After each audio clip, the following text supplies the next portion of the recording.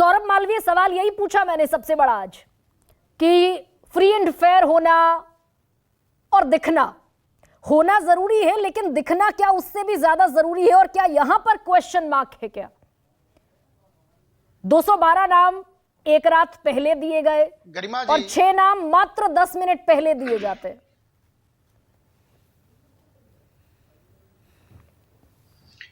गरिमा जी, भारत के लोकतंत्र की यही खूबसूरती है कि विपक्ष का होना और विपक्ष को महत्व देना, और जब विपक्ष कमजोर है तो उस शेष दलों का जो सबसे बड़ा दल है उसको भी उतना ही सम्मान देना, यही नीति एनडीए सरकार की है।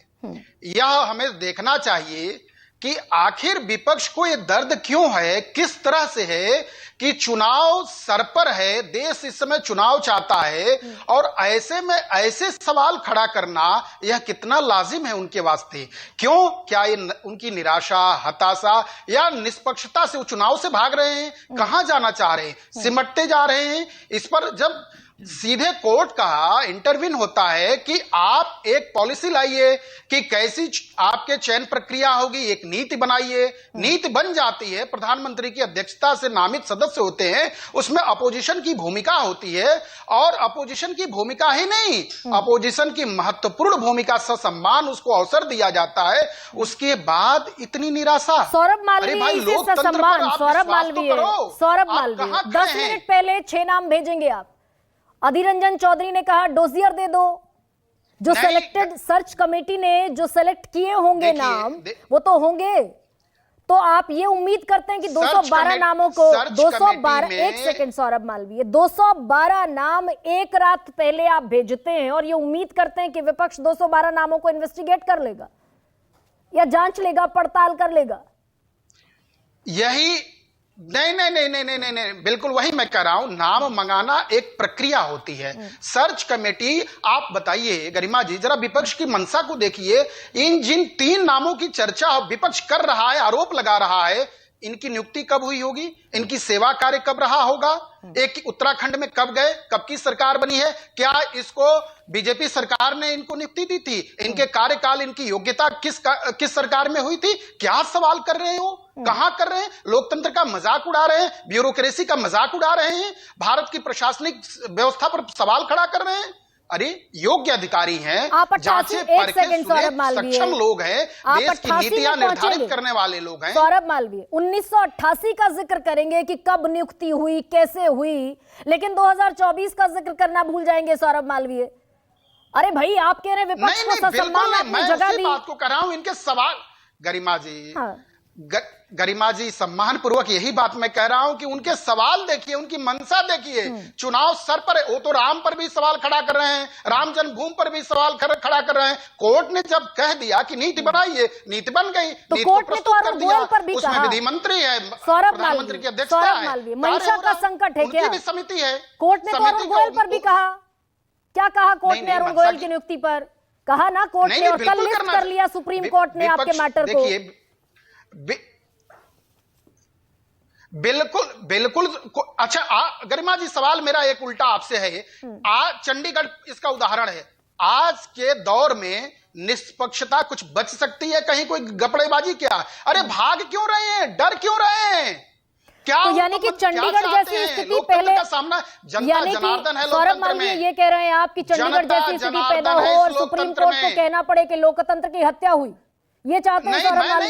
मैं नहीं कह रहा हूं, जनता सामने है।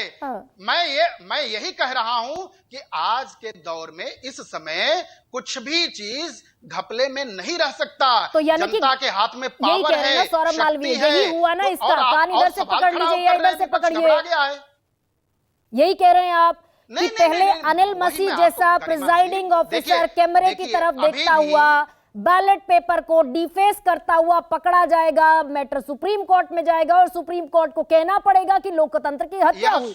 यह शुद्ध रूप से,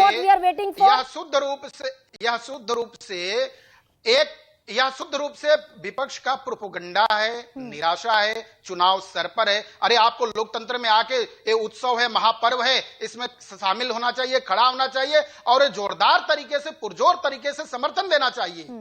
कि तो चुनाव के इस 2009 यज्ञ में आइए, हम आपके 2009 साथ में खड़े आप हैं। भी फिर प्रोपेगेंडा चला रहे थे क्या, नवीन चावला की नियुक्ति को अवैध बताते वक्त? बिल्कुल नहीं, सदैव आप भी प्रोपेगेंडा चला रहे थे। एनडीए सरकार सदैव लोकतांत्रिक और संवैधानिक चीजों में विश्वास रखी, उस मूल्य को आदर करती रही है। नहीं, अगर अभी कांग्रेस एजेंडा चला रही है, प्रोपेगेंडा चला रही है, तो 2009 में आप भी नवीन चावला के खिलाफ शिकायत कर रहे थे, आप प्रोपेगेंडा चला रहे थे चुनाव से ठीक पहले।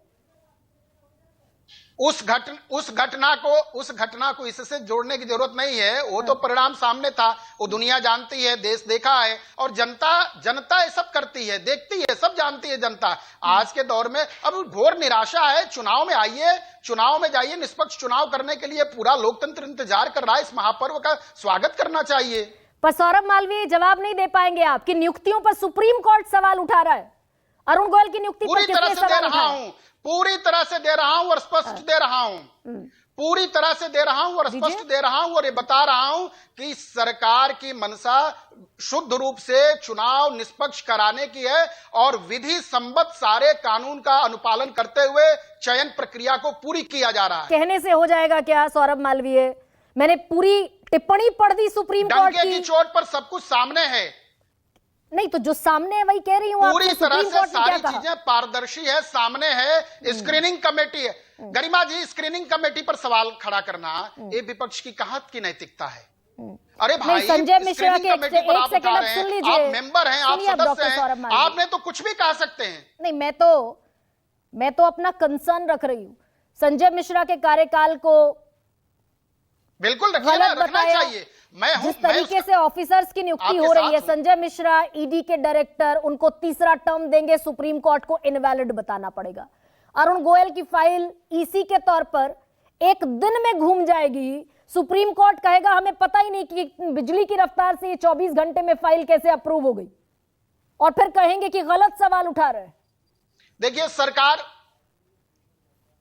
नहीं, सवाल है, उसकी कोई विपक्ष के दर्द को समझा जा सकता है, लेकिन सरकार की नीति होती है विकास की योजनाओं को और जनता के हित में चीजों को लाने के लिए संबंधित अधिकारी जो योग्य है, जिसको सरकार परखती है कि योग्य है, कर सकता है, क्योंकि कोई सरकार नौकरी नहीं देती है, बने हुए अधिकारियों का ही चयन करते हैं, उसी अधिकारियों में से, क्योंकि कोई भी दल अधिकारी नहीं बनाता है, वो परीक्षा पास करते हैं, उनकी योग्यता होती है और उनकी नीतियों के एक्सपर्ट्स होते हैं, इसलिए उनको लाया जाता है। मतलब उसी में से अपने फेवरेट चुन लेते हैं ना। इस पर क्यों उनकी नौकरी पर सवाल? सौरभ मालवीय इसी में से फेवरेट चुन लेते हैं। इस बात अब सुप्रीम कोर्ट कहता रहे कि भाई गलत है, प्रक्रिया से हम खुश नहीं है। उसी नियम कानून, उसी वैधता के साथ गवर्नेंस के कार्य संचालित होते हैं ना, उसमें ये भी सवाल विपक्ष लाए कि आपने इनको क्यों बिठाया, विपक्ष से पूछ के थोड़ा कोई बैठाएगा, जिसको रन करना है, जिसको इंप्लीमेंट करना है, वो कर रहा है। बिल्कुल ठीक, विपक्ष से पूछकर नहीं बैठाएंगे, अभी विपक्ष को सम्मान देने की बात कर रहे हैं, उसमें विपक्ष से नहीं पूछेंगे ना आप, ठीक है, विपक्ष से नहीं, जो बिल्कुल विपक्ष पहली बार तो ऐसा हुआ, इसके पहले की नियुक्तियों को देख लीजिए, उसके पहले का विपक्ष की भूमिका कहां थी, जरा एक दो उदाहरण दीजिए, बताइए। नहीं तो अभी भी पपेट के तौर पर ही विपक्ष को रखा ना आपने, सौरभ मालवीय। ये तो सरकार विपक्ष के यह पहली बार ऐसा हो रहा है कि प्रधानमंत्री नरेंद्र मोदी जी के नेतृत्व में विपक्ष को ससम्मान इसका हिस्सा बनाया गया। अभी कह रहे हैं कि विपक्ष से पूछकर थोड़ी बनाएंगे, अभी कह रहे हैं विपक्ष को ससम्मान हिस्सा बनाया गया। तो एडवोकेट महिमा,